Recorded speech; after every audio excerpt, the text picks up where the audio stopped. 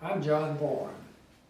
I was born in Conway, South Carolina, graduated from high school 1945, went immediately into the Army, served with the 88th Division in Italy as part of the Army of Occupation, and then came back to Conway and stayed around there for 2 or 3 years and decided I wanted to embark on an accounting career and came to Charleston and attended Rice Business College. I first lived west of the Ashland in St. Andrews Homes, my wife and I, and about a year later we moved to North Charleston. So we arrived in North Charleston about April of 1950. And near the end of that year, I went to work with R. Harry Morrison Company, a real estate insurance agent here in North Charleston. And Harry had been one of the real cornerstones of North Charleston, well respected and a great guy to work for. He had been superintendent of schools during the World War II years. Prior to that, he was a school teacher in North Charleston. So I worked with him for about 12 years, then established my own real estate insurance company, and I've been pretty much at that off and on ever since. Now, when I came to North Charleston, it really was just almost the area around Park Circle was pretty well developed. The areas along Durant Avenue, out to Rivers Avenue was developed. But up North Red Avenue to Charleston Farms, there was a level of development up there. Some of the 5-acre tracts that had been originally subdivided in were still intact, but later on had been subdivided. But looking at Park Circle, leaving Park Circle as a center point, when you went north, there was very little development along North Red Avenue. The areas along North Boulevard had begun to develop, and Cameron Terrace, which had been Liberty Homes during the war, that was beginning to redevelop, rebuild out, but it was pretty well vacant at that time. And in fact, not much had happened around North Charleston between World War II and the time that I arrived here. There's a great deal of uncertainty about whether or not the Navy Yard was going to continue, whether or not it would remain open. And so there hadn't been very much development, new development, and no real subdivisions had occurred. Palmetto Gardens was about the closest thing to a real subdivision we had, and that had been built in 1941 as part of the war housing. But the area up just north of North Charleston Elementary School, some of it had been built up before just during the war, but most of that was developed at the time after I came here. And I jokingly say sometimes that the world ended at Remount Road because there just wasn't anything much beyond that. And I was involved in the development of Ico Terrace, which is one of the earlier subdivisions that occurred up there. But North Charleston was much like a small town USA. Just the 2 or 3 blocks over Montague Avenue is about the only place that you could call like a center, like a town. But this area, it was always called North Charleston, as far as I can tell. There were other areas around. You had Chicora, that was a subdivision, but identifiable subdivision, and a few others like that. Whipper Barony, they'd come along with the war.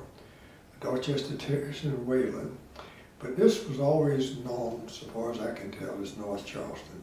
In fact, in about the middle 30s, when the legislature created the North Charleston Public Service District and the St. Philip's and St. Michael's Public Service District, the North Charleston District ended at McMillan Avenue and extended up to Remount Road, to the Cooper River on the east, and it only went to about where I-26 is on the west, so it was a very small, intact area. But it was a center of activity. We had a couple of banks over on Montague Avenue, a couple of grocery stores, a couple of drug stores. In fact, we established the first City Hall office on that part of Montague Avenue. But it was fairly busy. Shortly after I came here, the Korean War began, and of course that created some impetus for redevelopment, reactivity at the shipyard, and a good deal of the uncertainty associated with that sort of faded away, and it was a very active facility. Later on, we got the Polaris submarines came in here, and that created the nuclear power program, created new jobs, expanded activities there. Mendel Rivers was our congressman then, and he was chairman of the House Armed Services Committee, and he was able to bring some other facilities here. Destroyers came in, the Minecraft base had been here for a good long time, but it was active, and it was everything was pretty consistent for those years, and during those years, North Charleston was beginning to grow, and not a great deal of expansion. Most of it was sort of infill. Cameron Terrace, Liberty Homes had been taken down, and those were cut up into lots and sold. And for the most part, people, maybe a builder would buy one or two and build a house on it, or an individual would buy a lot and have a contractor come in and build a house. It was that level of development, not big mass developments like we've seen in recent times here. And so as I said earlier, I worked with Harry Morris, the real estate and insurance business, and continued in that until the end of 1972, in which I set up the John E. Bourne Company, had an office over on Rivers Avenue, and continued to function there. I've always been very interested in politics, I think, and always voting and participating at that level, but hadn't gone beyond that really. And about 1960 election, or the Nixon-Kennedy election, I became actively involved in politics and actively involved in the Republican Party. This was sort of the rebirth of the Republican Party was occurring about that time. And so I moved on along, and when I went in business in early '73, in '74, the legislature had created a new council seat, a county council seat for North Charleston, an additional council. We had 2 seats up here. One came, this shows you how parochial everything was. One councilman represented the North Charleston district, and one councilman represented St. Phil's and St. Michael's. So they were concerned about having representation on those bodies. And it was set up that way when the county council was created for that purpose. But when the legislature created the new seat, they did an overlay over both of those 2 districts, and it extended from Lansing down to Mount Pleasant Street, was the northern boundary of the city of Charleston at that time, a big district. And some friends came to me and kind of convinced me that maybe I ought to run for county council. And I didn't think too much of it to begin with, because I'd just gone into business. I was struggling to try to take care of my family, my wife, and my children. But anyway, I finally decided to make the run and was elected to county council. I was, incidentally, the first Republican ever elected to county council. Actually, there were 2 of us elected that year, and I was the first Republican ever elected from what is now North Charleston. So I served on the county council, and then in 1965, the reapportionment was becoming an issue in the legislature, and the courts actually forced them into reapportioning the House and the Senate. And when they did that, whereas each county in South Carolina had historically had 1 senator, they allocated 4 senators to Charleston County. So I decided to run for one of those 4 seats and was elected to the state Senate. I served, it was a short term.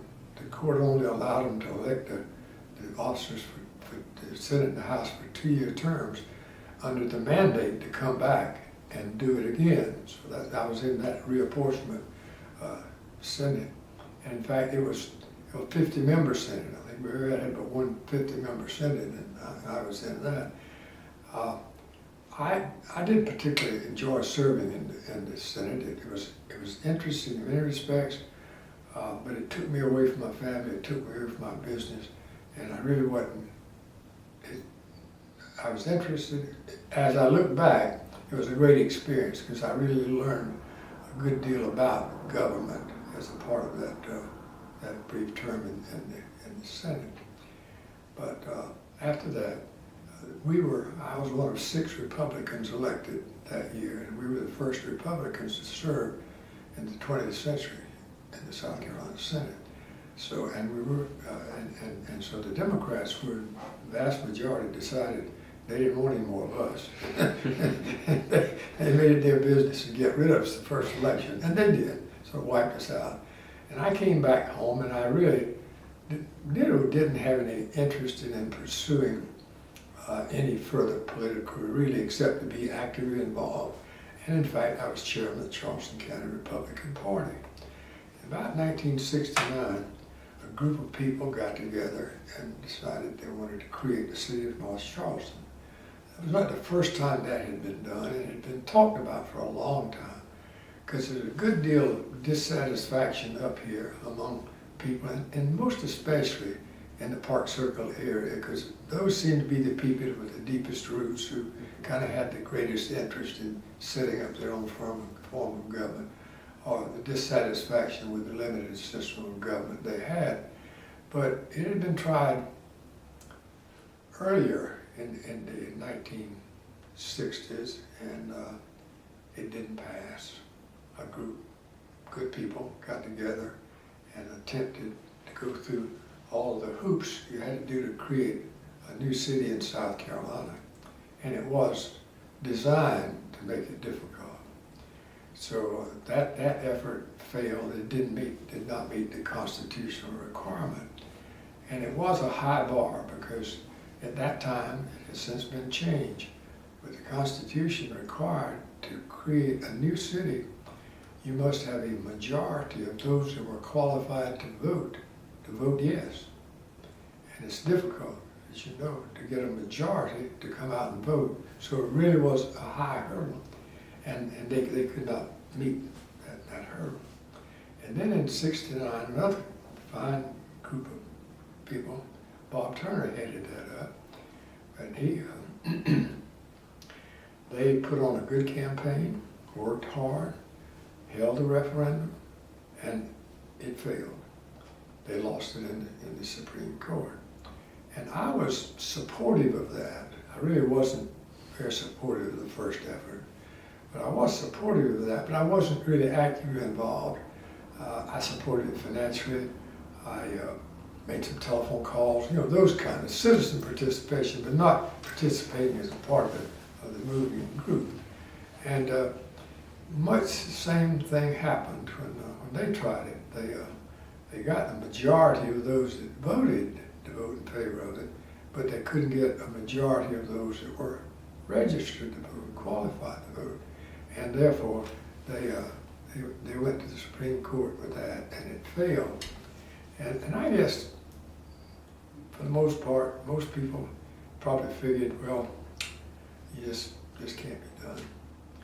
And it did seem so, but there was still some interest in doing it. And I guess it was maybe late 1970, a year or so after that effort, Jim Gonzalez, an attorney, who was our first city attorney in North Charleston, as a matter of fact. And truth be known, Jim really deserves more credit for creating the city of North Charleston than anybody else, including me, because he really worked hard at it. He'd been involved in the previous one, and being an attorney, he knew some of the moves to make. And he and I were friends, so he began to talk to me about incorporating the city, and I wasn't too interested. I was interested in it happening, but I just wasn't interested in doing it. I wanted to do sort of what I was doing. But we just kept talking about it, and kind of rationalized, trying to figure out the reasons it lost, some of the things that contributed to it. Was there any other way? If you couldn't do it that way, what way could you do it? So we just brainstormed sitting around mostly on weekends, and came to the conclusion pretty early on that the ways that they had tried before was mission impossible. It just would not probably ever be possible to create the city of North Charleston under the present constitutional constraints. And so then we began to think, well, if we do want to have a city of North Charleston, what can we do? What's different? And so we pretty early realized that if you're going to do it, you couldn't do it all at one time. So, and it was very evident you couldn't do it because Park Circle area supported pretty heavy in each of the efforts. But when you got to Dorchester Terrace, Wayland, further away from this center here, the interest was less and less and less. And that was evidenced by the vote that turned out. And actually, if they stayed home, it was the same as coming out and voting no. So it was but anyway, so we started off thinking about that. Well, if you're going to do it, you can't do it all at one time because you can't get that level of support for the whole big area because they were trying to incorporate everything that was in the North Charleston district and the St. P&M district. So then the question was, well, if not that, what do you do it? Well, naturally, the first thought that came to our mind is Park Circle would be the logical place to look at it, see if it would work. So we began to pursue that idea of incorporating 3 or 4 precincts.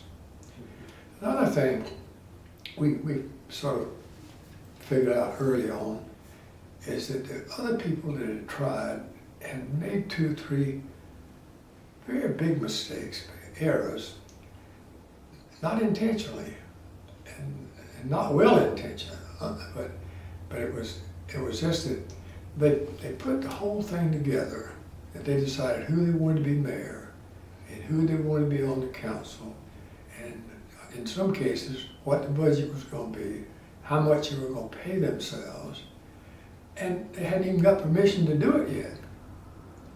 And we saw that as a serious flaw. And that had happened in both of the instances before. So we decided right away, well, we won't make that mistake. We'll open it up to everybody. We'll try to get as many people as we can to run for the council, as many people as we can to run for the mayor, and open it up so that the people that are supporting it out there are going to have something to say about who's going to run it.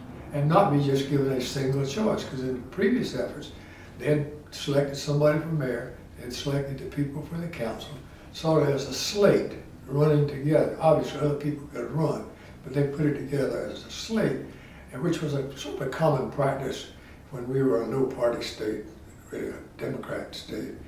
They didn't have party politics, so you ended up having partisan politics, not partisan, but well, the term I'm looking for escapes me. But anyway, they just made all these decisions ahead of time, and we thought that was a big mistake. And so we just decided to profit from that. So then we looked at 3 or 4 precincts around Park Circle and decided that was the area that we wanted to concentrate on. So got a hold of the State Election Commission, went up there, and I jokingly say we doubled the committee, because up to this point, it's just 2 people. There's nobody else really involved in it. Nobody really knew that we were doing it. We were just trying to find out for ourselves if it could be done. So we asked our wives to go with us, and we went to Columbia and got out the books to see who voted and where the people lived that voted. Well, we confirmed some of what we already knew, that the heaviest vote was around North Charleston generally, and the votes in favor of incorporation were around Park Circle. So that we narrowed it. I think we added 1 additional precinct. I can't remember which one it was, because we had to have at least 15,000 people in the area registered to have to call the referendum. So we didn't want to miss that number. So we added a 4th one. Ended up having 22,000 people in original area of incorporation. So we went to Columbia and pulled out the books and the poll lists and analyzed those. And then, of course, another thing we knew, and everybody else knew this too, but it seems like it had never been taken into account in the previous efforts. At that time, you re-registered every 10 years. Now we have continuing terms. You register until you move or die. But at that time, you had a re-registration every 10 years. And we knew during that 10-year period of time, people were leaving, moving away, in some cases dying, but their names still remained on the books. So if they still remained on the books, they were going to vote no, even if they were dead. So we had to do something about that. And so we ordered a list of the unbelievable list of the registered voters in the precincts that we had singled out. And we sent out a blind mailing. I don't remember what it said, but it wasn't anything of great importance. But the important thing, it said on the envelope, postmaster, do not forward, return to sender. So we thought it was absolutely essential to find out who was here and who wasn't here, because if the names on the rolls, they're going to vote no. So we compiled a list of those people. And all the envelopes that came back returned to sender. We put those away. Didn't say anything about it, just let that lay there. But we knew that would be important at a later date. So the referendum came. It was successful. But in promoting the referendum, we rented the building over on Montague Avenue, which is now the Paper Mill Credit Union, a two-story building. That was a vacant furniture store. We rented that building and put in about 25 or 30 telephones. And we had a lot of citizen participation, people coming over volunteering to call. Because by this time, see, we'd gone public. We'd had a public meeting over at North Charleston High School, invited everybody we knew to come over there. We pretty well filled up the room. And of course, virtually everybody there was very supportive of it, ready to roll up their sleeves and go to work. So we laid out what we had to do to make it work, and then turned to the people and say, let's do it. And so we just moved pretty rapidly from that point on. And in April of '71, we had the referendum. And people out here were really starved for representation. I refer to it somewhat like 1776, the right of self-determination, because historically we had not had much. It's a one-party state, one-party county. The Democrats controlled everything, and the senator always came from downtown Charleston. The House members, we had either 10 or 12 about that time. They ran at large, and for most of the time, the early days, we only had one representative lived in this area, and they didn't let us have more than about one, later two. And we did have county council representation because that was set up in the original charter. But other than that, we really just did that. So that government, such as it was, a service government, they did a good job. But they are appointed, so we didn't get to elect them either. So there was really a great interest in representative government. And so we were able to, through telephoning, I don't recall that we did much mailing, maybe individual candidates did, but the candidates got out and worked. They had to get a petition to get their name on the ballot. We had to get petitions first to have the referendum. Then every candidate was out there getting their petitions so they could be a candidate for mayor or city council. So we were spreading it out. The interest was going out. And that's what we expected to happen. The more people we could get involved and have a vested interest in it, wanting to be a part of the government, the better chance we had of creating the new city. And it worked. So at the end of the day, the referendum, I might go back just one step, just procedurally. you had to create a special election commission for that purpose. You didn't use the county election commission. So we sent the names of the people we wanted to be the electors commission.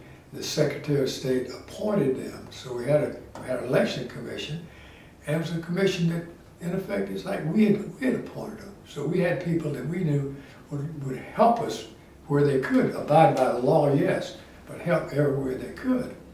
And so the referendum, the votes came in, the tally was in, somewhat like the other previous efforts. We'd reached the majority of the people voted, even in greater numbers than that before, in favor of the city.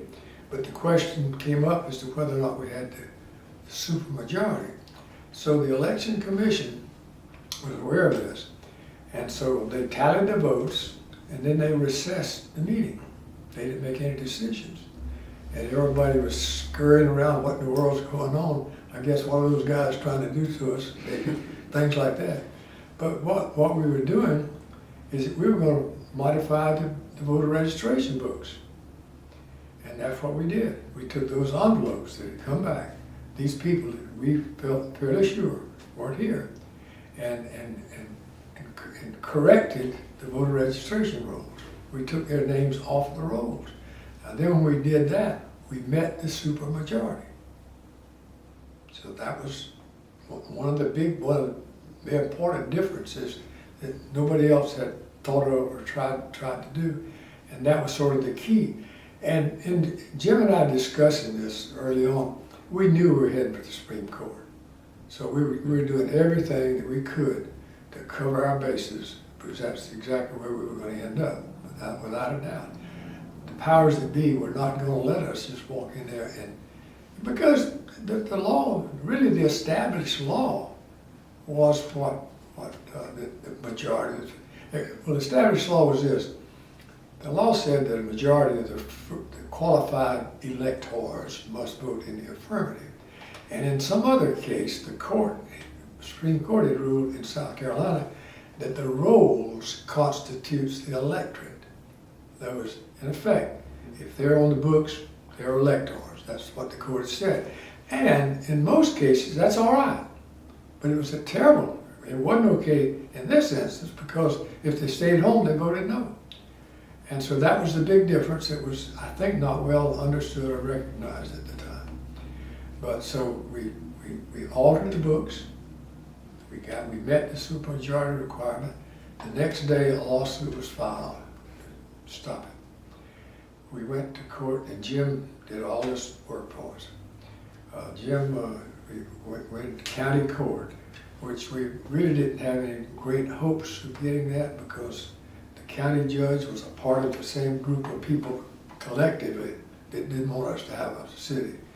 And so he in effect, it was based on good law, that we didn't meet the requirement.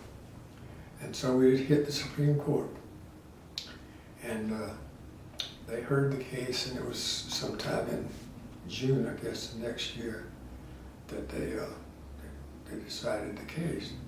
And during the interim, you can imagine people would ask me from time to time, do you think you're going to win? Do you think you're going to win? And I always said, yeah, I think we were. Because I figured out the question before the court was, can people who have died or moved away from an area vote? And I usually followed up with a little quip. I know there's an old historic practice in Charleston County to vote tombstones, but I don't think it's going to be sanctioned by the Supreme Court. That's where I stood. And as it happened, it didn't. So the court ruled in our favor.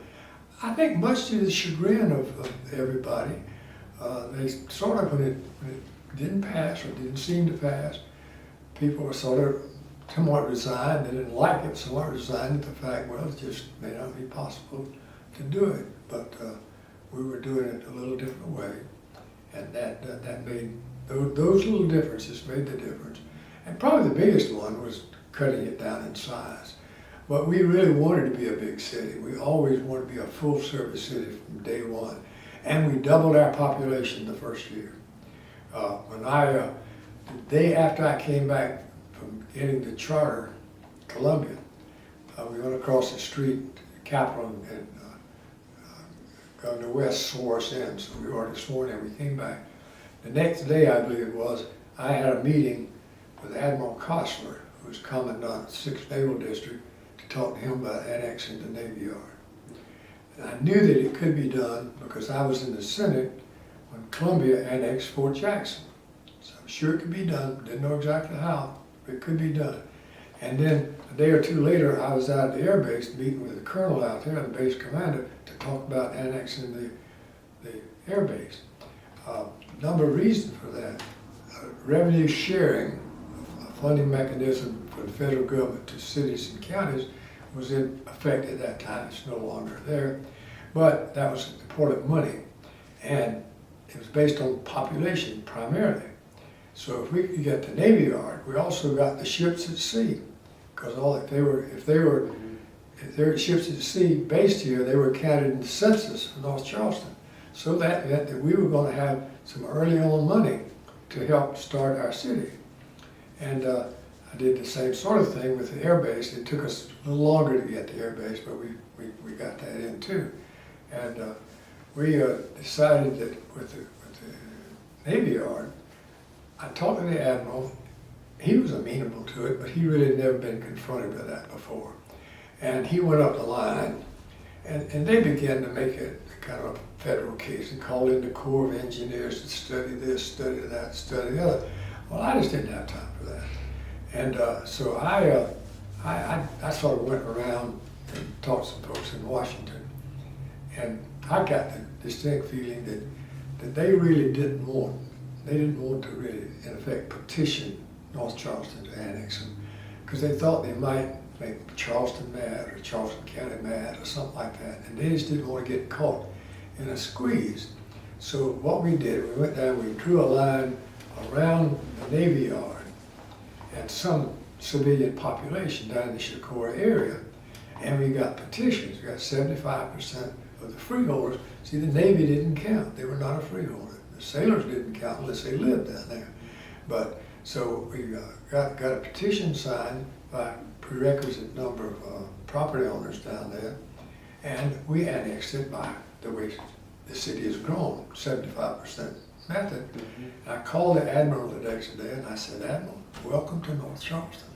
And I told him what happened. I said, we annexed you last night. And he told me later, he said, I said, I couldn't get off that phone fast enough to call somebody to find out what he should do. And he got sort of the same word I got. It happens, it's all right. But they just didn't want to be the moving party. So we were aggressive in our annexations. And we made a valiant attempt that first year to annex the entire area. We were trying to get all the public service districts. We thought then, and we think now, it should all be in the city of North Charleston. And we never had any doubts about going out and trying to bring additional people in. And so we annexed the Navy Yard. Later time we got the air base. I forgot the exact date on that. And we did the same thing. We just got part of the Midland Park area, got circled, went up to Ashland Phosphate Road, got some property up there, up that far, with that air base annexation. And we were aggressive. We hired a young attorney, well, he wasn't an attorney, he finished law school but hadn't taken the bar, to come and work for us. We were over in the old City Hall on Montague Avenue, where the glass shop is now. And we had worked out an arrangement with the North Charleston Public Service District to contract services for us during the first year, because we received our charter on June the 12th, and the fiscal year began July the 1st. So we had to hustle around and do a lot of things within a short period of time, and we certainly couldn't put together a full-blown government already providing a level of services. So we sat down with the district and worked out an agreement with them that we would pay them to take care of fire service, garbage, I think street lighting. They did that, but we decided to take care of that ourselves. We could take care of that. So we contracted with them for garbage and fire protection for the first year. It worked out very well, and we paid them for that. We collected the taxes, and we paid them to it. And we did that for 2-3 years. I'm not sure just how many that we what we did, we contracted with them the first year, and the next year, I went to them and said, look here, we're growing, and we're gonna grow. And how about this? How about you just contract with us, like the city's doing now? I said, you contract with the city, and we'll take the garbage trucks and the fire trucks, and we'll take the employees, and we'll run it. They agreed to do that. And we did that for several years. And everybody, to begin with, the general consensus opinion by most everybody, that we were going to get all of the district pretty fast. But it ended up, we had that big annexation. We carved up the entire district outside of the city into smaller pieces, and we held referendums in each one of those separately, and all of them failed first time around. So we just backed off then and said, okay, we'll do this, but we'll do it the 75% method. And that's the way the city, we've only had one referendum, annexation referendum, and that was Pepper Hill. And we had the 75% ownership petitions, but there was one large apartment complex that would not sign the petition, and there was a lot of value there. So they, in effect, made it impossible for us to annex it. So we turned around and had a referendum, and it carried overwhelmingly.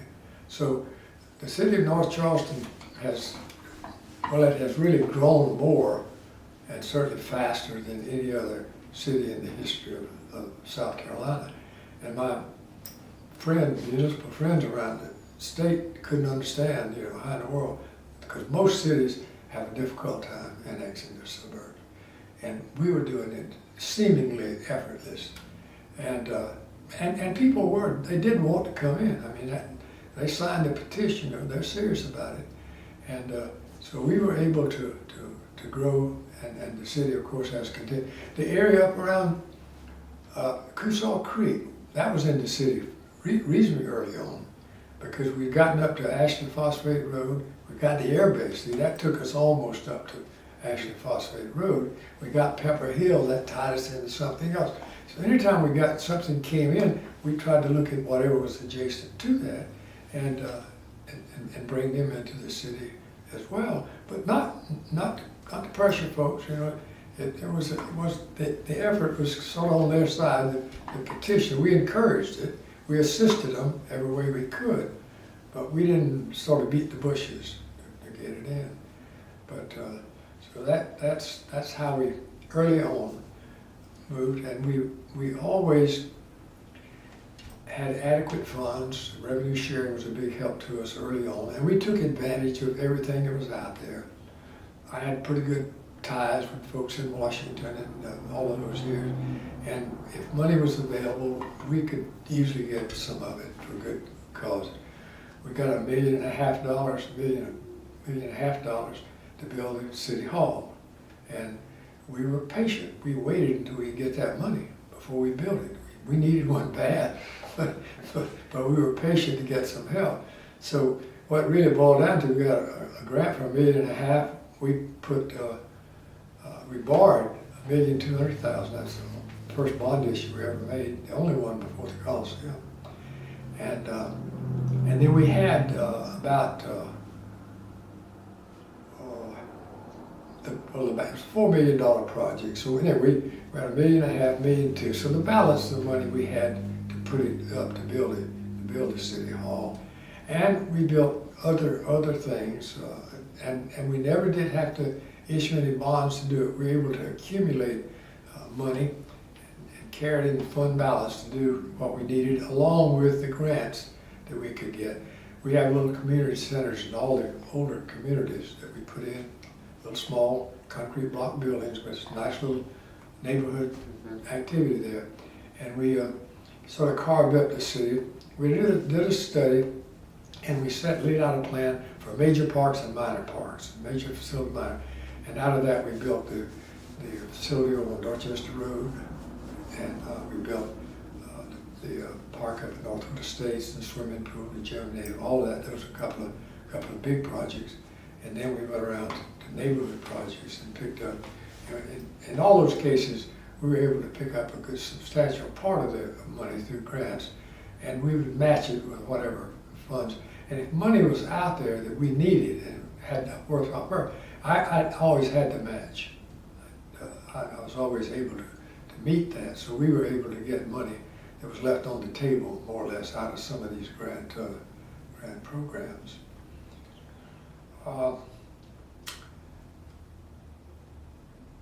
It was fun being mayor, real exciting, a tough job, but I just wouldn't give anything for having had the opportunity to do it.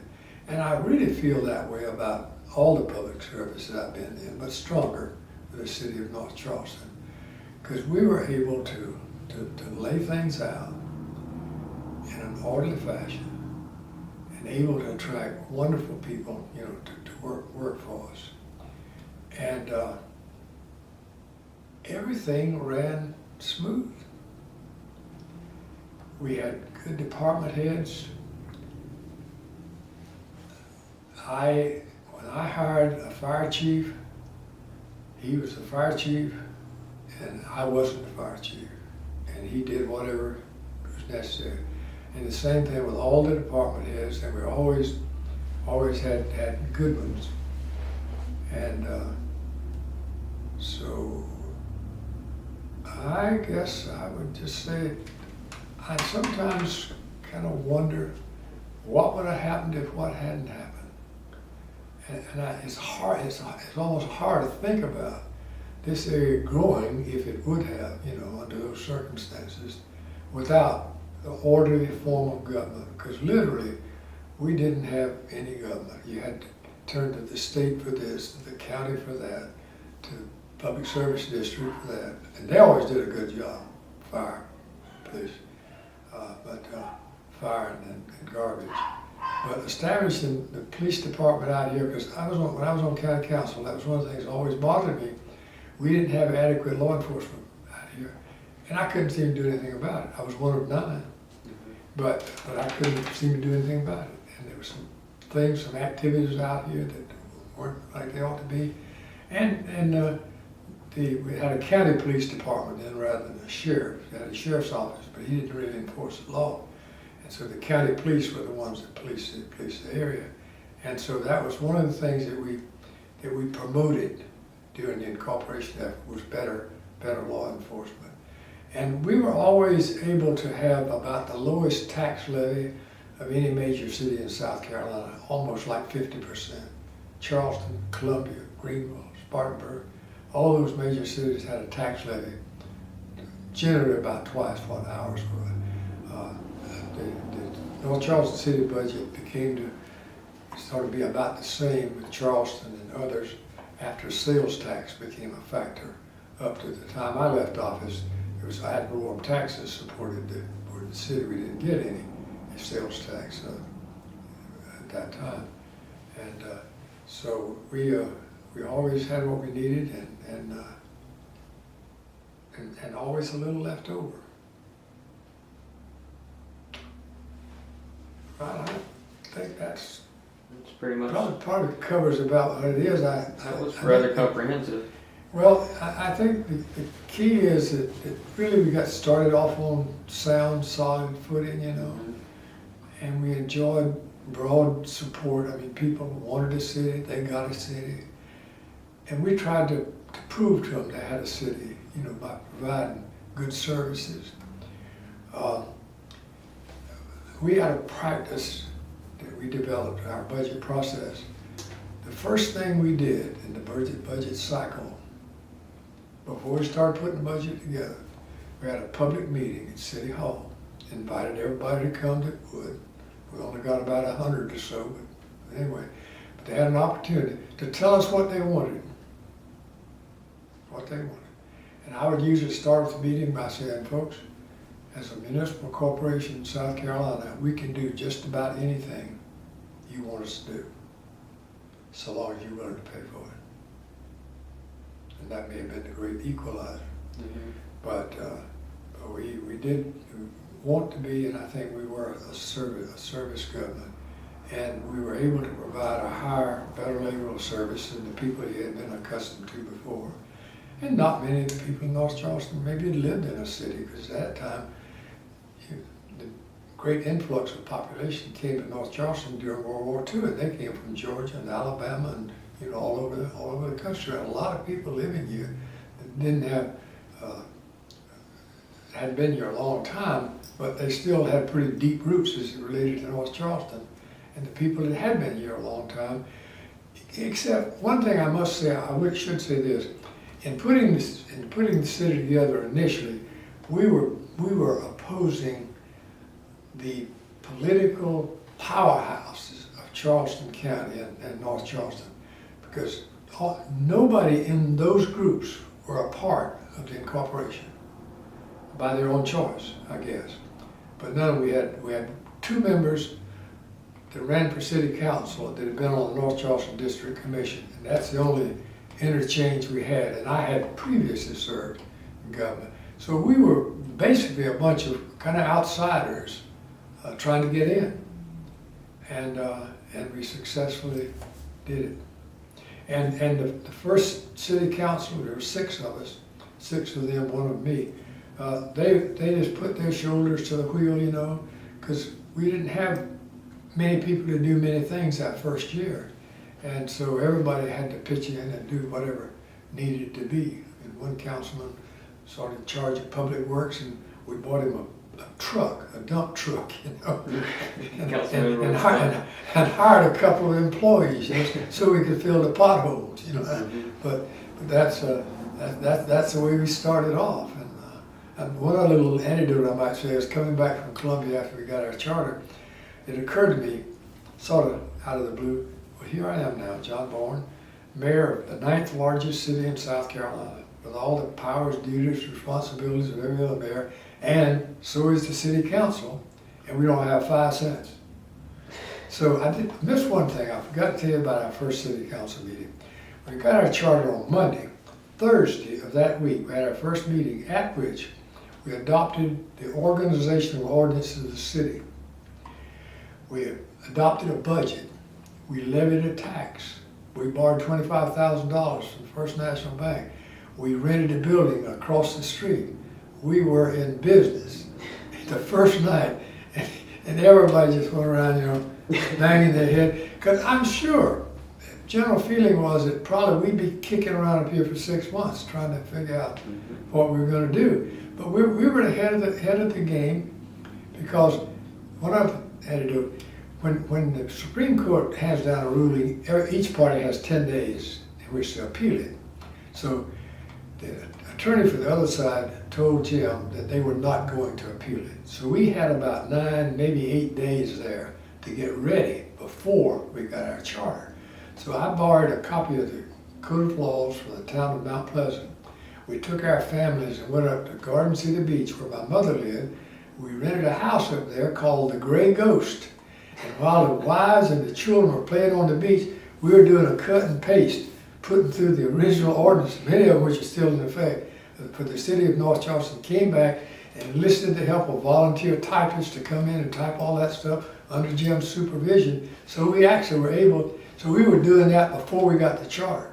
So when we got the charter, it was a matter of fine-tuning those things, and then have the meeting, and we didn't slow down. I mean, we just moved in. I walked out of my real estate office, said, folks, I got something more important to do. And we rented that building. People helped us, contractors, friends, gave us carpet, put carpet upstairs, helped clean up the building. I mean, it was like a neighborhood project, And but we got, as soon as we get telephones in, I moved upstairs, that big room up over the glass. That was my office and the council chamber. We only had about 5 other rooms up there. It wasn't crowded to begin with, because for the first year, we didn't have hardly any employees. We started to have to build them up as we got into the second year, and we were contracting for other services. But those are just some of the little interesting things along the way, I guess. Thank you very much. That's definitely interesting. Do you have time for me to answer some sporadic questions? I'd be happy to. I took some, just jotted down some questions I thought I'd ask while you were talking. So, who exactly opposed the incorporation? To start with, were there any higher ups or big political figures that didn't want the city to incorporate? Well, I would say, see, there weren't too many higher ups, but you had the Public Service Commission. Mm-hmm.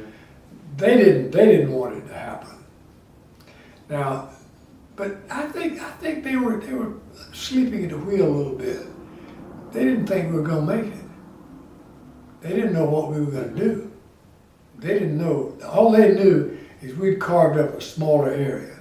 Everybody knew that, but they didn't know these other things that we knew. So to some extent, they were kind of taking it easy, I think. Okay. And another thing is,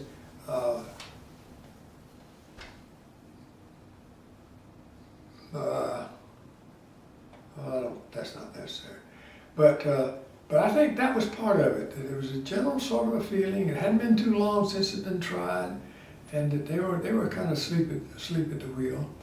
But when we got when we had a successful referendum, the lawsuit was filed like the next day. So that constituted just the head. But we had some opposition. It wasn't open from some of the business community. They were concerned about it, and I understand why. They were getting basically kind of the services they thought they needed, and most of them, the model they had for a city was Charleston, and Charleston was always a high tax city, so they could see taxes going up, and probably start providing services they maybe didn't even want, So but they were not out tangling with us. There was no, we had some speakings, but it was candidates speaking on behalf of themselves, I don't recall any public meetings where anybody got up and wanted to challenge the fact that we were doing it. Okay. Who ran against you for the first mayor? Was there anyone? Yeah. Matter of fact, I went to two people. Like I said, we opened it up. I went to two people, Bob Turner, who died recently. Bob was a member of the House of Representatives and headed up the second incorporation effort. So I went to Bob and I said, Bob, he knew what we were doing, and he was supportive of it. And I said, you ought to run for mayor. I'm gonna run now, but you ought to run too. I went to Jim Price, who was on county council, and either he was chairman or he later became chairman. I'm not sure, I don't remember exactly. But he was a kind of a mover and shaker. But I went to Jim. I said, Jim, I'm gonna run now, but you ought to run too.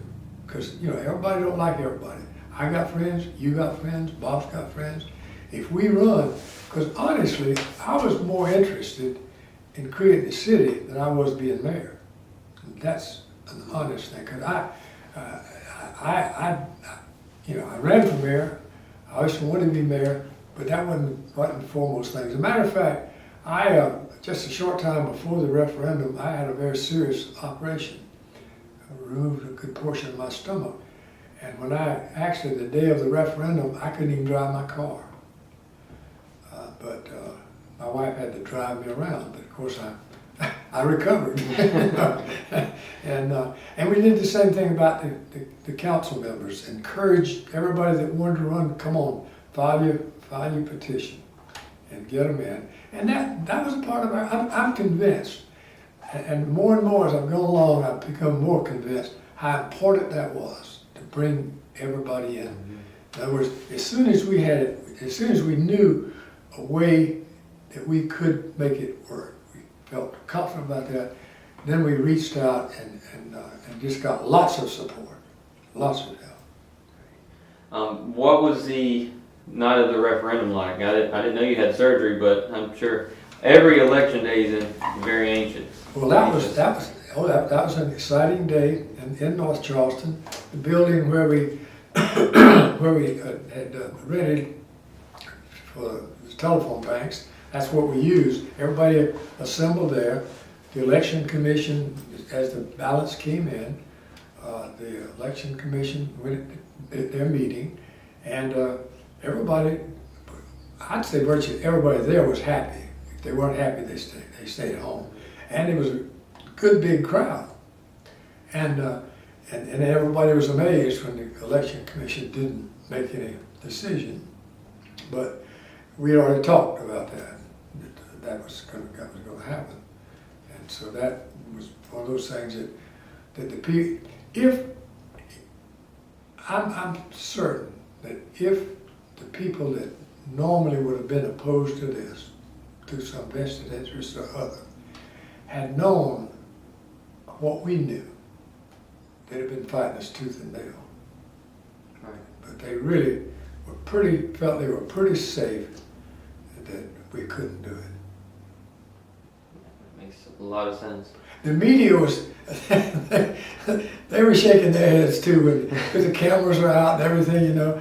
And Barbara Williams, just retired as the editor of the News Post and Courier, she was a reporter at that time and covered governmental affairs. I'd known her. She covered the legislature in Columbia, so I had a good relationship with her. In fact, she was up at Jim's office that night when we came back from Columbia. She came up there and we were grouped around celebrating the fact that we got our charter.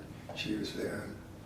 So and the media, and the media, generally speaking, was very favorable to us. They understood somewhat the plight that we had. So they were kind of on our side. You said the day after the referendum, it was challenged in court. Who filed that suit? Hans Paul was the attorney who filed it. I forgot now just who the plaintiffs were, but they were citizens of North Charleston. The money was bankrolled by some other people that were anonymous. Always. I just assumed they were that way. How many employees were there the first year?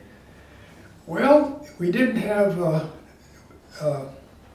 I didn't get paid for 6 months. We didn't have any money.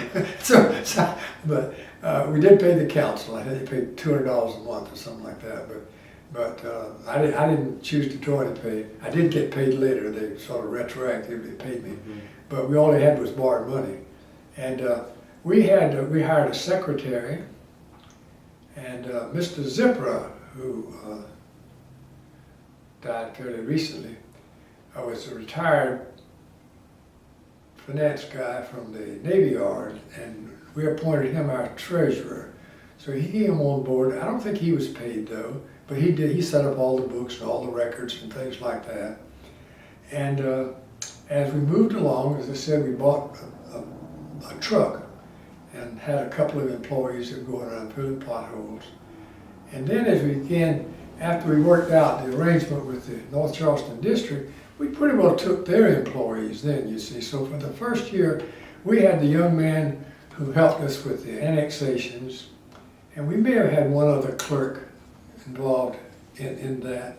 But that was our full focus in the first year was annexation and putting the nuts and bolts together, make sure we were organized right. We even had some consultants come in and tell us what our government ought to be, how it ought to be organized, structured.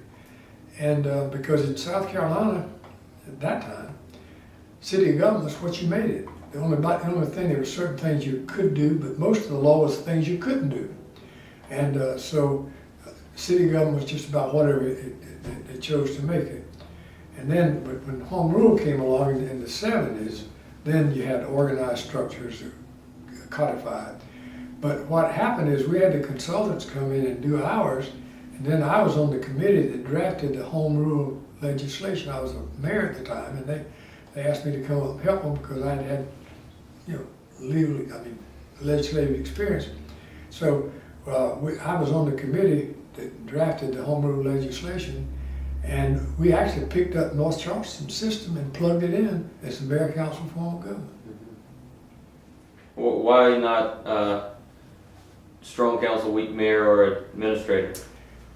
Well, the law said that when you first, now we set ours up because the law there was no except the things you couldn't do basically at that time. And so we set it up. And then the law, the Home Rule Act provided that you adopt the form of government closest to what you presently had. Now that obviously gave you some latitude, but we had the mayor council form, so we did exactly that. Now, anytime after that, we could have changed it, but we did that according to the law. Okay. How were the taxes kept so low in the beginning? Didn't spend much money. We spent what we needed to spend, but we didn't try to do everything. We were looking for ways not to do things maybe than to do it. And we sort of pledged ourselves, you know, as we incorporated the city, that we're not out to be do a lot of things that haven't been done before. We think that if we pick up the garbage and put out the fires, light the streets, provide some recreation, those kind of things, that's about what we needed to do, and that's about what we did. We were not involved in a lot of extra things. What were the numbers of the budget the first years? I couldn't imagine. It's a matter of record at City Hall, so you can get that. but it was a frugal budget, but it was adequate. You know, as a matter of fact, and I said this, and it was the truth. I said the first thing we did, we sat down and decided what we needed, and then we levied the tax to support it. All too often, I think governments see how much taxes they can levy, and then they go back and fill in and see what are the things we can get into it. We did it just the opposite, and it worked. And we initiated the system. I think they still have is a mid-year budget review. We almost rewrote the budget at mid-year. That gave us a tight rein on the budget. We didn't create any contingencies accounts in the various departments. We had a general contingency that you had to go through city council to get. And that makes it a little more difficult. You know, if you have a contingency in a department heads, bless their little pointed heads, but they'll figure out ways to spend more money to do good things, understand? But if they've got to go, and I set it up, not the mayor didn't have it, the council had to approve any money coming out of the general contingency, because I didn't want them to think they could just come to me, you know, sweet talk me and get something. It's got to go to city council, and that was a constraint. They didn't want to do that. They had to explain to council why they needed more money. They didn't do it. So there were a lot of things that we did that were pretty good management practices that held it down. And as I say, we were pretty successful in getting federal and state grants to help us. And the revenue sharing was a good thing. Also, while we were building our government, they had what was the CETA program, a pump priming program with the federal government. It would give you money to hire employees for a limited period of time. And so we used that very effectively because we were growing. We were adding employees. So we would hire policemen under that program, and we'd get a year, whatever the time was, free salaries, including fringe benefits, through the federal grant. And then when the grant for them ran out, we put them on the regular payroll. But we got a lot of the benefit of a lot of things like that just by, you know, being heads up and penny wise and maybe sometimes pound foolish. Sometimes I was probably too tight. I wish some of our leaders today were the same way, right? Well, not many left, if there ever were many, but I just felt compelled to do that, and there are always good things you can do. I mean, you can sit down and think of a lot of good things that the city of North Charleston could do or could have, but you also need to sit down and what do they really need, or what can we afford to provide, and so that's the way we governed, and I always felt we were you know, the police chief always think they need more people, the fire chief generally think they need more people, but and I understand that, and I understand they can use more people, but oftentimes they really don't really need them, and I just don't think the public ought to pay for things unless they're pretty much absolutely essential. Who were during the incorporation, I'm not sure who was the representatives in Washington for this area. Did they have feelings about the Senate, the two senators and the congressman for the area? Well, the congressman, they elected a congressman the same day we had our incorporation referendum. And Mendel Davis was elected to Congress. So he grew up right here in the Mill Village. And while his father was not supportive of it because he was chairman of the Public Service District, but I had a good working relation with him. And of course I knew Mendel since he was a boy. So to the extent that we needed help from him, we could get it. I don't recall that he played any role in the grant program. What I tapped was money that was already out there. It's just who's going to get it. Mm-hmm. And Senator Thurman was a friend from way back, so I could always count on him to carry the water for me in Washington. And Fritz Hollings was the senator. I had a good relationship with Fritz, a personal one, but I didn't go to him for much because Thurman was right there, and basically as a real good friend, everywhere he'd go, he introduced me. This is John Bourne, the first mayor of North Charleston. He's the founder of North. He's the George Washington of North Charleston. So he was my real good friend and very helpful to me. And any little things I needed to go through in Washington. And I was active in the national Republican affairs too.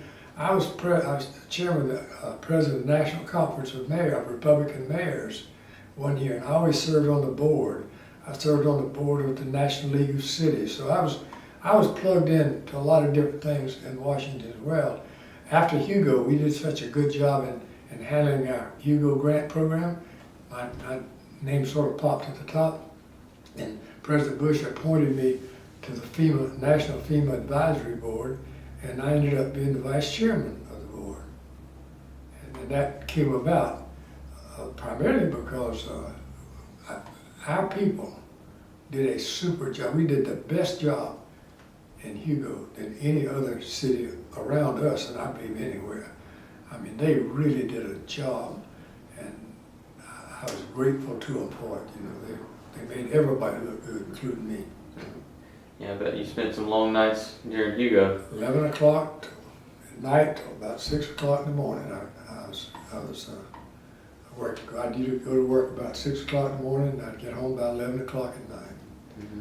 And but everybody was working, and we enlisted.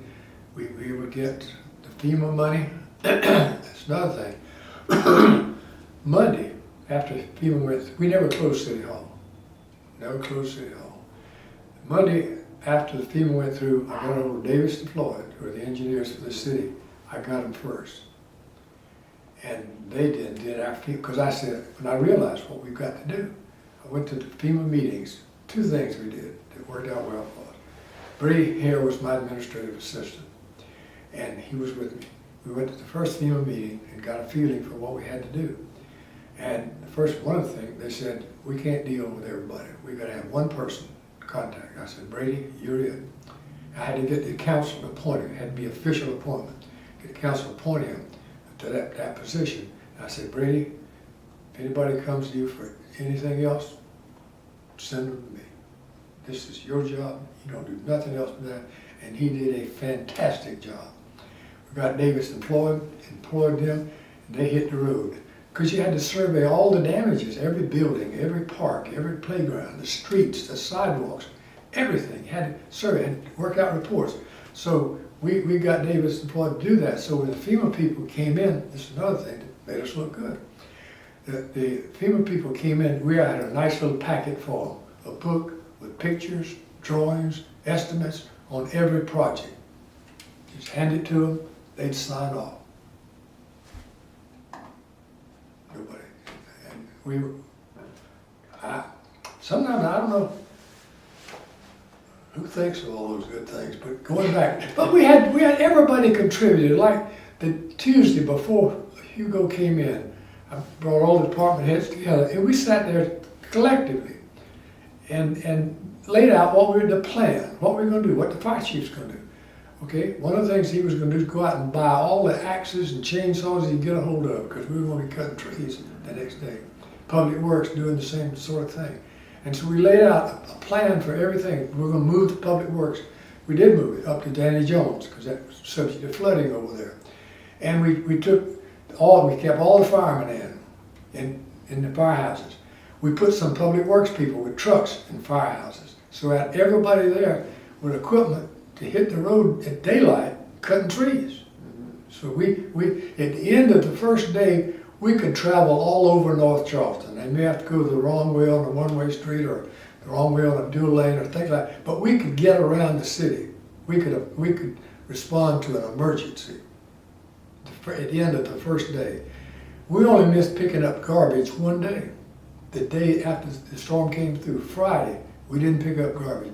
But Monday, we ran a garbage route. And this is how it happened. Greg Varner, who now handles the solid waste program for the county, he was our Public Works director. And Greg came to me Monday afternoon, and this tells you something about the kind of people that work. He came to me and said, Mayor, I believe we're gonna be able to run a garbage route Monday. Now, I'd never thought of that. I never thought of that. He can't, he said, well, I said, Greg, that's great, because let me tell you, having those garbage trucks out is gonna be a lot psychological. People in this town, they're accustomed to seeing that garbage route truck out there. If they see that truck out there, they gonna think things are pretty good. We're not so bad as we may think we are.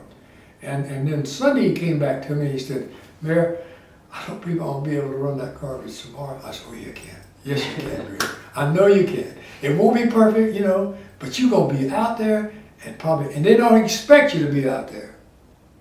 They're gonna be surprised, but happy to see you. Because people's freezers are going out, food is spoiling. We could get into a very serious health problem if that stuff is left out there too long. So it's terribly important, but psychologically it was important. And so the day after the storm, Friday, our firemen, our Public Works people that we had kept in, police, we kept all the policemen in, double shift everybody. And but when our people were cutting in, our citizens were cutting out. I never knew we had so many chainsaws in North Charleston. But I mean, they were working in and we were working out. But it was a cooperative thing all the way. And I think, and you never, it's so much debris, you can't imagine how much it was. And every time I thought we had the streets clear in the area, and the weekend would come, they'd pile it out of the backyard. They'd clean up the backyard and bring it out. We had to put a logging crew in Park Circle to get the trees out of Park Circle. Big pine trees just busted off about 20 feet in the air. But that was a busy time. I didn't get electricity for 3 weeks. No, 2 weeks, I guess. 2 weeks. But we got electricity at City Hall the following Tuesday. They hit hospitals and public buildings and things like that.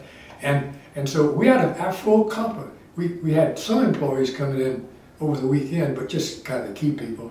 But Monday we had a few more come in. And then Tuesday we got electricity, so everybody was working by Wednesday. We moved recreation into the City Hall because Park Circle building was pretty well blown away. And this is another thing. I wouldn't have thought of this, but our financier, Harley Henderson, who was our finance director, he made an arrangement with our bank to go get cash money, get a bundle of money so he could pay off our people. Because you could write checks, but nobody could cancel them. You could cash them. The banks were closed. ATMs didn't work. So Harley used his noodle and he went and got a trunk full of money and we paid off in cash. That's something else. And that's just the kind of people that I had, they were always willing to put their shoulder to the wheel and think of ways to do things, not think of ways not to do it. Something else. I know you have a ton of stories. Well, let's go to what hasn't been, but what is going to be. What do you see for the city today forward? Oh, I think the city's future is bright. It always has been. It always has been. And I'm excited by what's happening in the Park Circle area. The redevelopment. See, development is really pie. It's easy. I mean, the developer comes in, he gets his own land, you help him to get it rezoned if it needs to be rezoned. You monitor what he does, the way of building streets and things like that, and the buildings. But basically, that's a private side function. They do that, and the city doesn't pay much of a role in it, except that they allow it to happen. But now we're getting into redevelopment. Now that's a different ballgame, and that's a tough one. But the city is handling it well, I think. I mean, the new things that are happening, the Noisette program, the mixing down here, the preserve over where Liberty Homes was, and that's just the tip of the iceberg, because there's going to be a lot more of that. And another thing, the timing is right, and it's going to get better as it goes along. People are getting tired of crossing bridges. They're getting tied up traffic. They're getting tired of having to drive 15, 20 miles to work on a crowded highway. So consequently, the wave of the future is that people are going to be trying to locate their housing close to where they work, where they go to church, where their children go to school.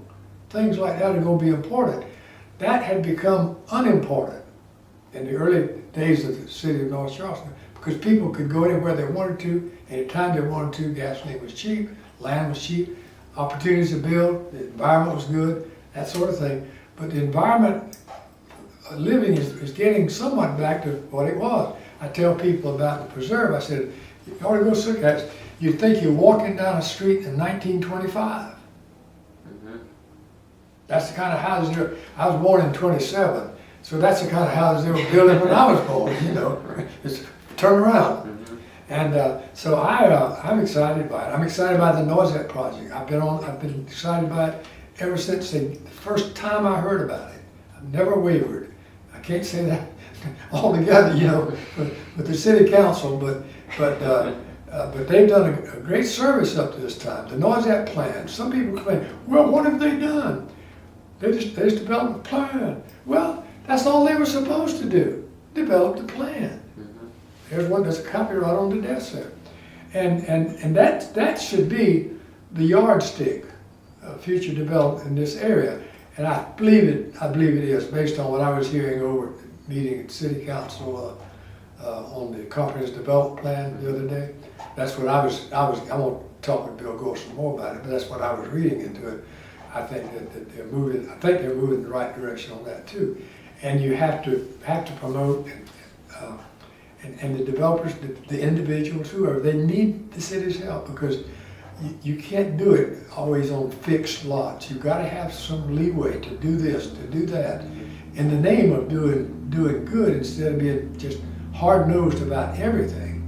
And so I think that's the attitude, and I think it's a proper one, and that we're going to be a better city, and we're going to be and what Robert Clement is doing down at Magnolia.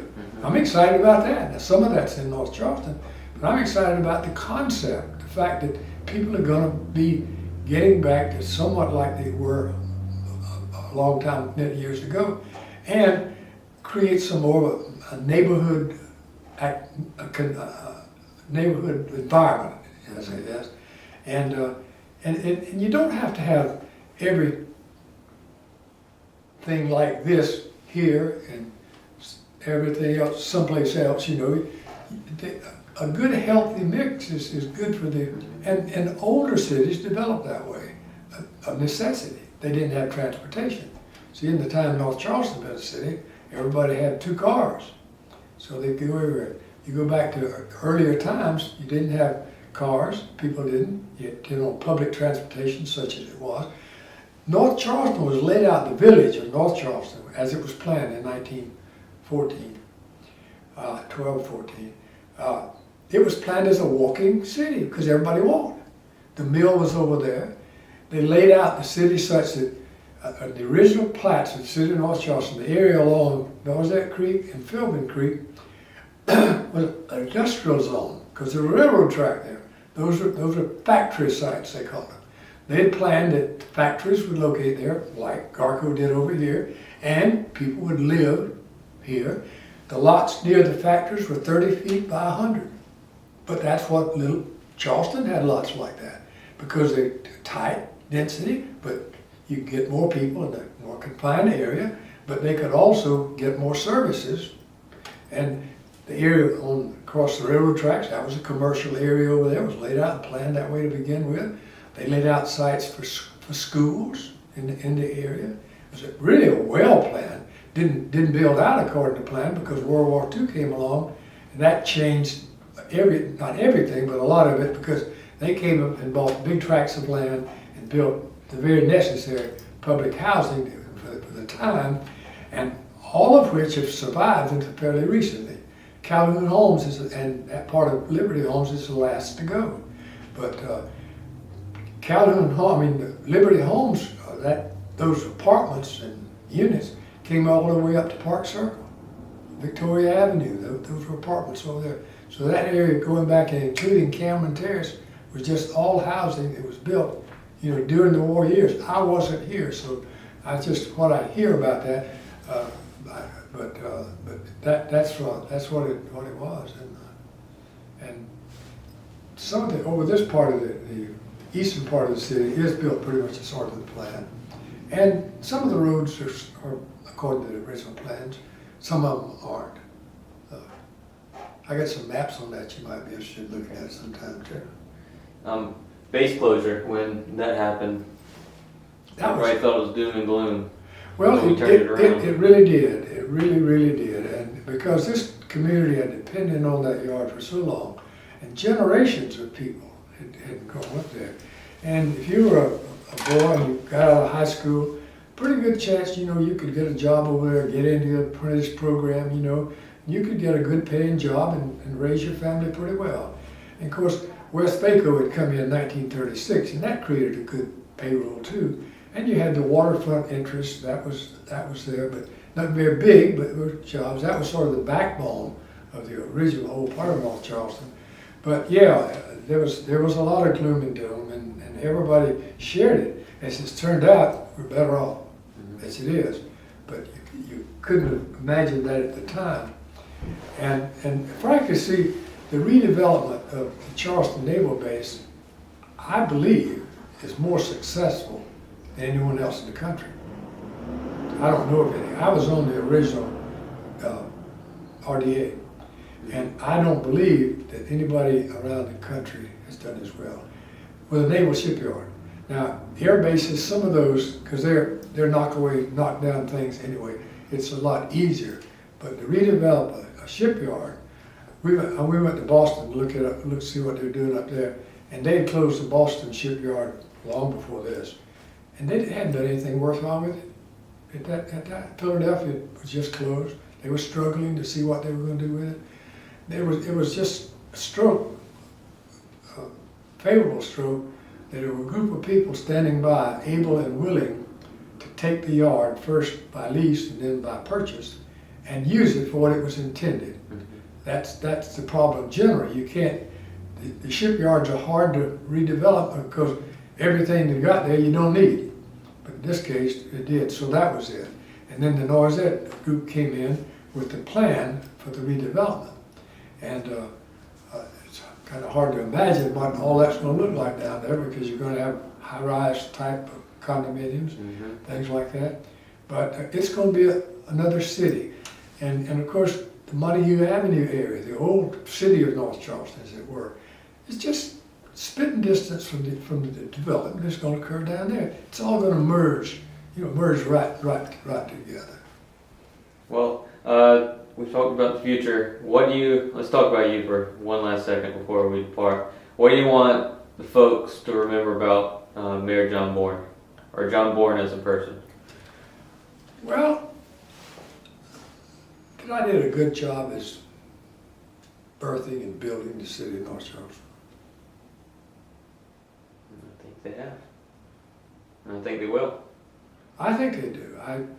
I get all the time people, still come up, and thank me or appreciate what I did, things like that. So that's rewarding. But it was a labor of the heart, really, from the very beginning. It was a very personal thing with me. Still is. That's why I wanted to do well. You haven't heard John Bourne criticized the city to any extent. Because first of all, I don't believe in doing that. And secondly, that don't help the city. Even if I was right, it don't help the city. So I would try not to ever do anything that would be detrimental to the city if I'd watched some things happen that I don't particularly like. Because everybody can't like everything. But generally speaking, I think the city's on solid grounds. I always kind of kid a little bit. I said, well, biggest problem I got with them, they spend too much money, but that's me, you know. So I think it's in going to do well, and it's in the real estate business, we call it in the path of progress, and there are a lot of things happening in North Charleston and around North Charleston that will contribute to that. And maybe we'll get some better transportation at some time in the future, but that's a tough nut to crack. And see, originally, the old North Charleston, village of North Charleston, had a trolley, a streetcar, electric streetcar, came all the way downtown Charleston up to Montague Avenue.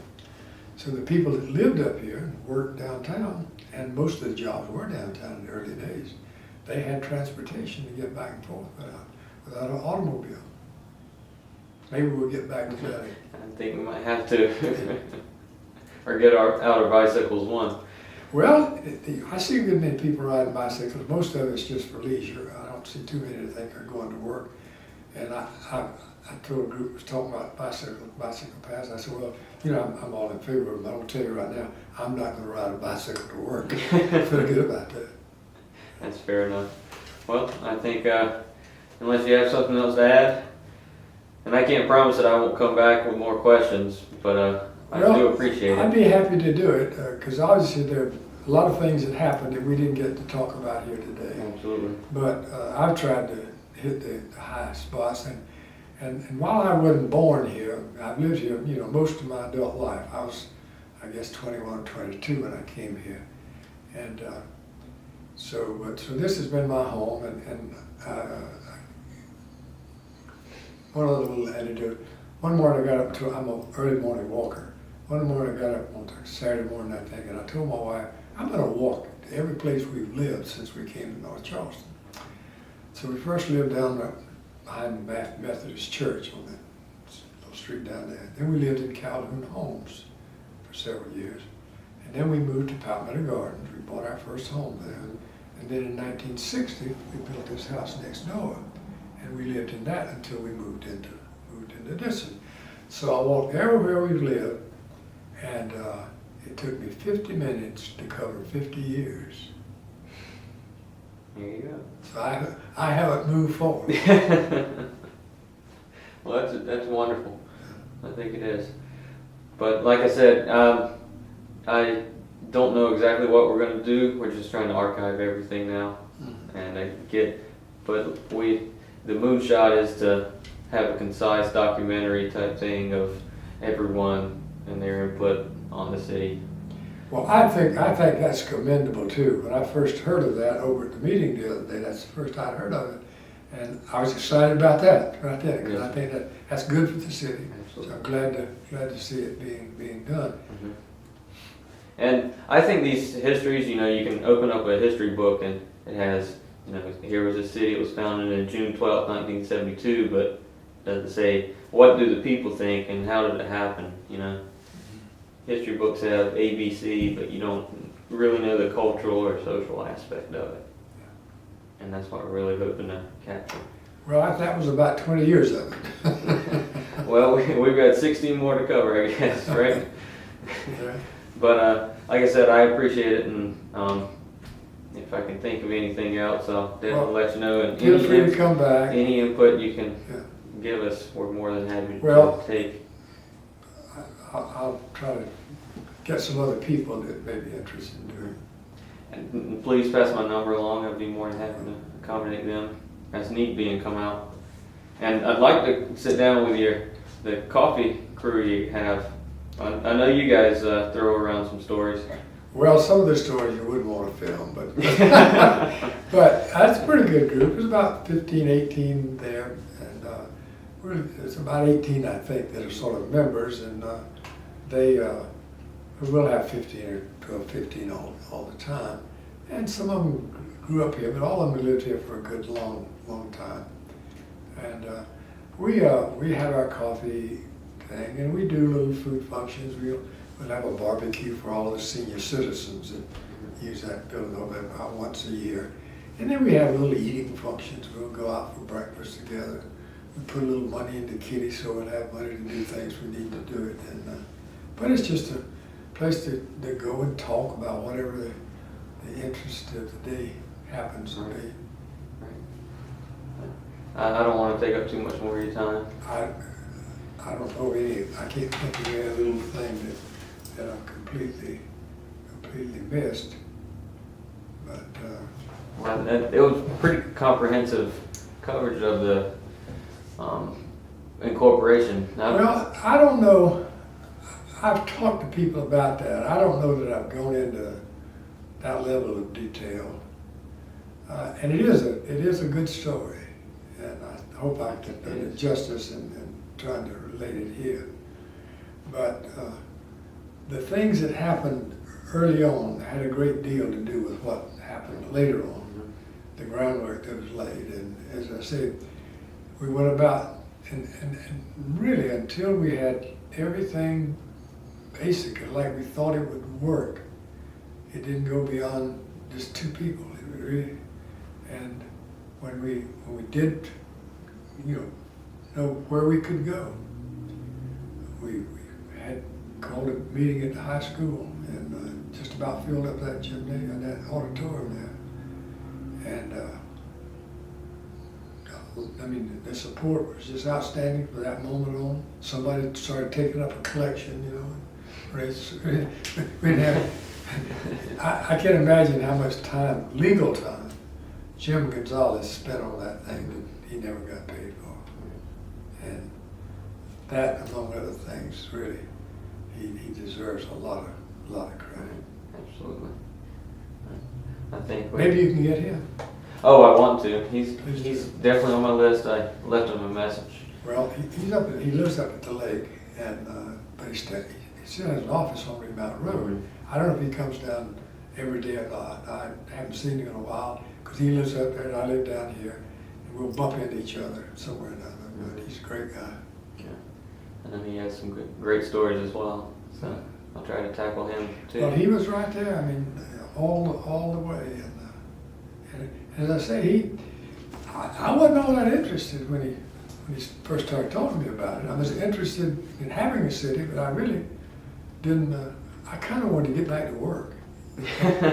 After being up in Columbia Well, for so yeah, long. and also, and of course, once when I became interested in the Republican Party, I got involved in that too. Like, if I get interested in something, I would try to get involved with it and try to contribute something to it. And so all the way up, state level, national level, mayor's conference, National League of Cities. I was always very active in those.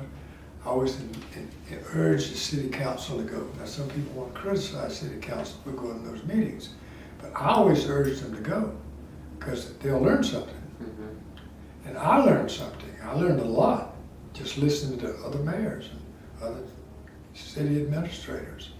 Because the first city council meeting I ever attended, I was the mayor. Yeah. You got to start learning somewhere. Swim or drown. That's it. That's right. The first meeting I ever attended, I conducted it. And it sounded like you jumped into the deep end. You had the budget and all the other things you listed. Well, right there, that first meeting. We did that, and in part because, like I said, we had a little extra time. That 10 days or 8 days, whatever was left, I think it was maybe 9 days. And that, as soon as we heard that, Jim says, "Do you know where you can get a hold of a set of code of laws?" I said, "Yeah." Jerry Gear is a friend of mine. He's on the Mount Pleasant Town Council. I called him. So I called him, and he said, "Sure, you can." I went by and picked it up. We sent our wives on up, the children on up to the beach earlier in the week, He and I went up like Friday night, and we sat there on Saturday and Sunday, cutting and pasting, cutting and pasting. He's cutting and I'm pasting. I wouldn't know what to cut. And we came back and typed it all up, and a lot of it's still there. But I suspect that the fact that we did that contributed more to our success than is visible. It sent a message, those guys know what they're doing. That city's gonna go somewhere. Mm-hmm. And I will say this, it gets fortified every once in a while. I got tons of stuff up in the attic, but a lot of old papers and things like that. And I happened to bump across some of them that were occurring about the time of the incorporation. And when I was dealing with the public service district, with the county council, with the state legislature, and I didn't leave no, I laid out exactly what I wanted done, and I insisted that it be done. The legislation that was passed, dividing the assets and things like that, they didn't want to do that. But they were intimidated a little bit, because they know cities can do things. And so they were, I wouldn't say they did everything willingly, but they ended up doing the things that we thought needed to be done. And I didn't mix words. I said, look, if you don't do this, I'll go to the legislature, I'll get it done. Or I'll go to court and get it done. Just don't. So we were able to do, just like we worked out the contract, it was fair. The district could have been hard-nosed about it, but that wouldn't make no sense, And then when I asked them to let us handle the service, they agreed to that, So I did just a lot of things that some of it maybe was luck, and some of it was being smart or savvy or understanding or whatever it takes to do it. But we felt like that we had the people behind us, and they wanted the city, they voted for it. We were given money that meant something. James Island, they never really wanted to be a city. They just really want to control zoning.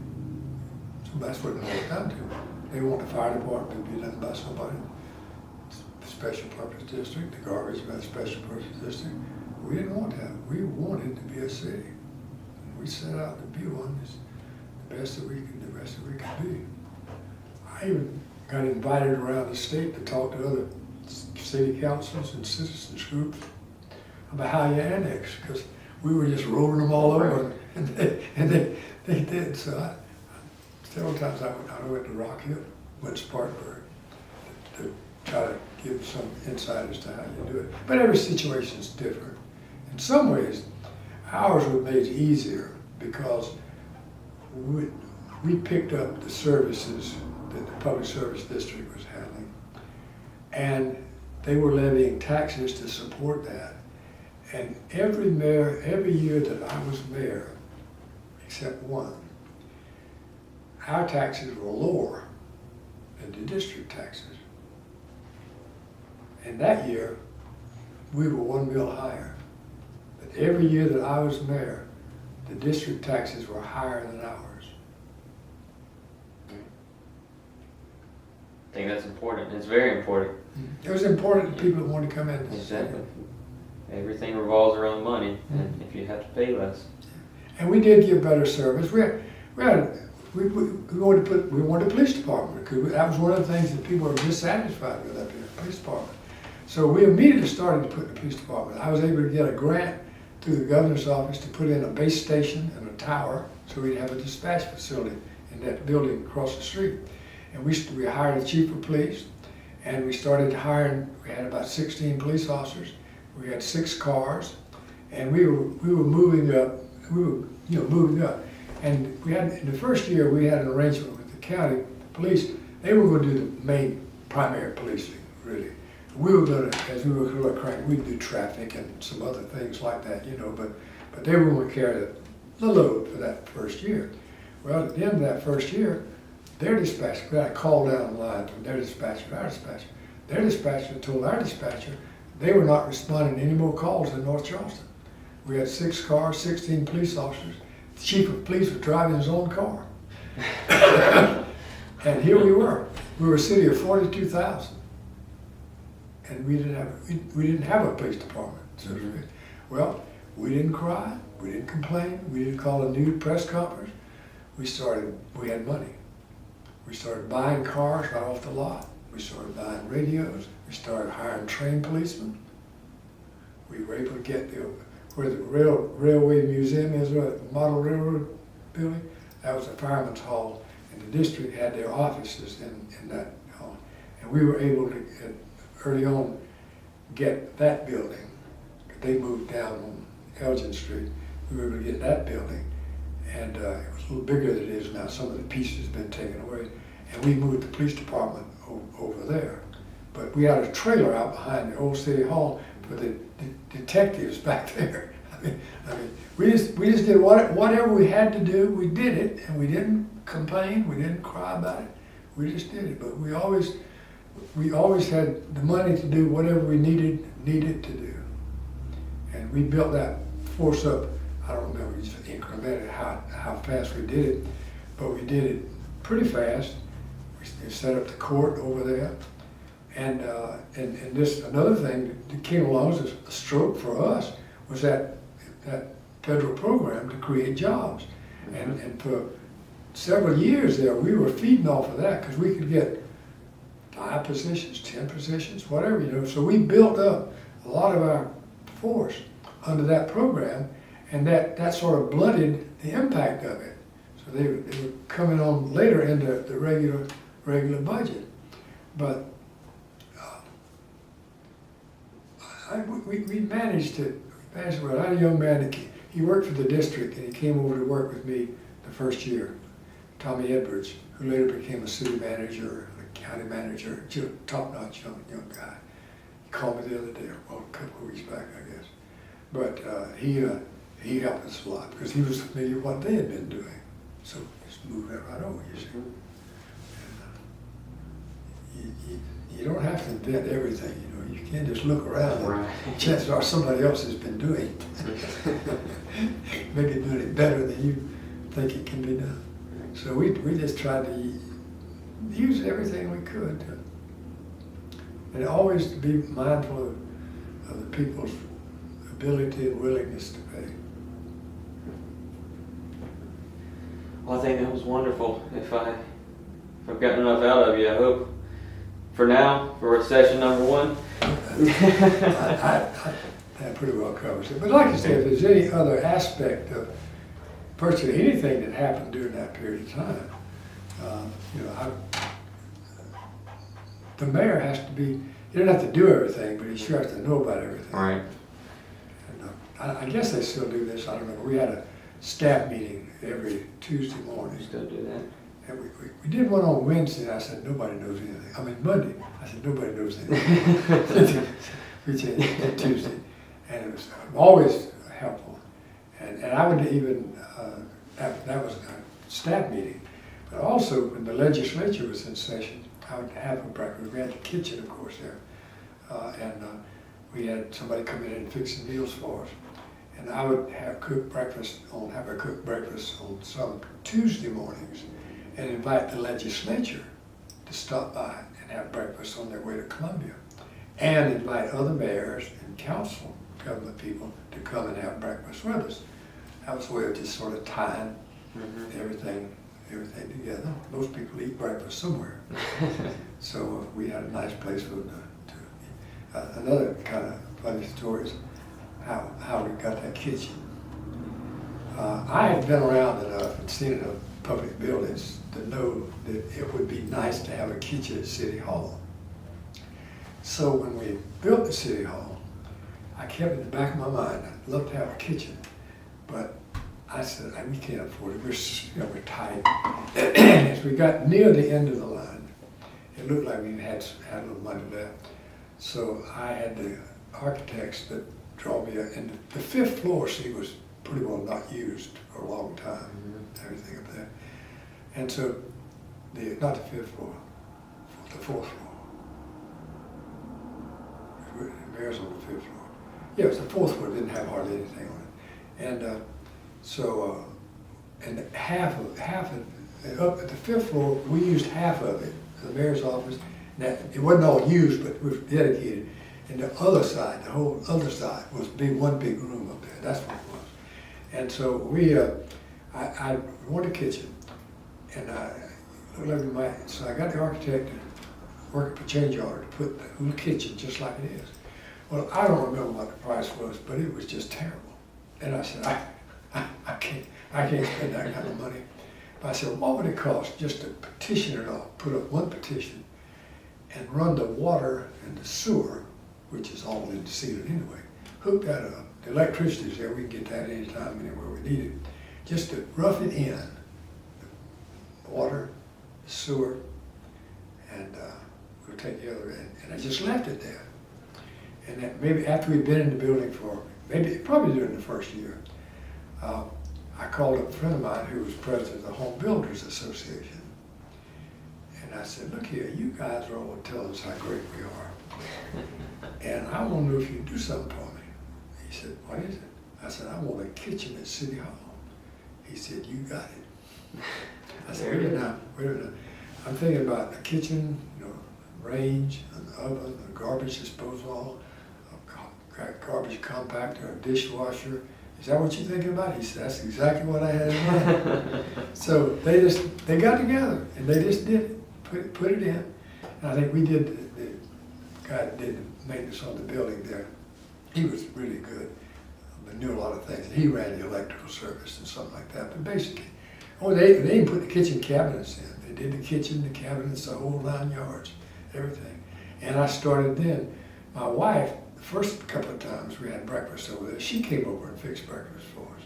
Mm-hmm. And then I found a lady that I'd known a long time, and she asked her about it, and she did a lot of cooking at the church. So she was accustomed to doing things like that. So I called her and asked her if she was interested in doing that, and she was. And we paid her, I'm not sure what, but anyway, she went out and did the buying for the kitchen, just like she was getting stuff for her home. And whatever kind of meal we need, I'd get groups of people together. Like, I'd like to meet with the sergeants, police department. That's a good group to talk to. That's kind of where law enforcement They know what's going on. Well, that's where it is. And I'd have a luncheon, and I'd invite the sergeants up. I'd invite the captains in the fire departments, almost the same level as sergeants in the police department. They wouldn't like that, but that's kind of like that. So I had the captains, fire department, come over, and I would periodically on an irregular schedule, but I would have lunch at the fire stations all around the city. We'd buy the food, take it to them, and then they prepare it, of course. It's just a way of keeping in touch with the different employee groups. And then the breakfast for the staff, the department heads. But what kind of schedule did you keep as mayor? I was the first one in and the last one out. It wasn't unusual for me there, because I'm an early riser anyway, to be there at 7 o'clock in the morning. And it wasn't unusual, unless I had something else to do, to be there at 7 or 8 o'clock at night. But you do, I had a lot of social things too, so I was going to that. And I always made a practice, so I would go out of town. I did travel a good bit, because I wanted to do things, know things. But I would try to plan to get back into town on a late flight, late afternoon if I could. And I would come home, I'd just head for City Hall, and my secretary would have piled the mail up as it came in. And I would sit there and go through every pile, and dictate every letter I needed to. And when I left City Hall, everything was on her desk.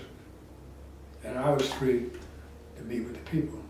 And I was always available. Anybody that came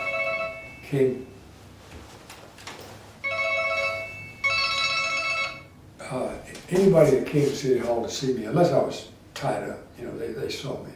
And people, it was easy to make an appointment. If I had it, I'd meet with them, because that was a very important thing to be available to the people, and I think it is, and I imagine Keith's son does too.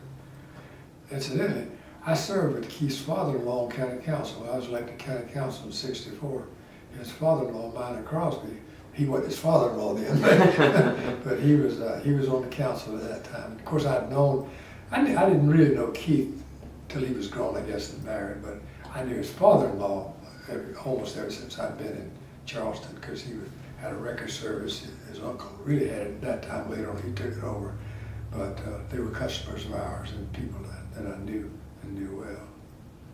Keith served on city council for a half a term, and he then he went to county council, elected county council. Well, I think that might do it. We're just about running out of time here. That's okay. Hour and 50 minutes. It flies by. Right, when you get this done, Mm-hmm. would it be possible for me to get a copy of it? Absolutely. Yeah. Appreciate it. Right now, Video. I'll go ahead and cut it off.